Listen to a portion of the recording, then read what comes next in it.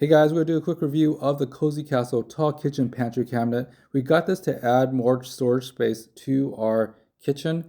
At the same time, we like the fact that it actually has, some acrylic windows so we can see what's inside our cabinet. The cabinet doors and hinges are pretty good. The hardware is not bad.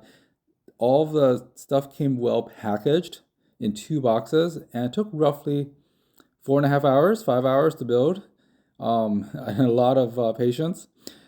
The instructions are pretty clear. It's pretty easy to follow.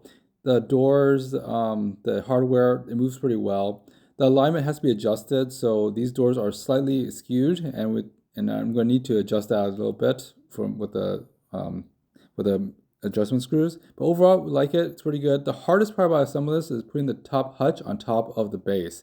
Very, very heavy. Very, very, very heavy. So I had to put it on its back on the floor and slide it together slowly.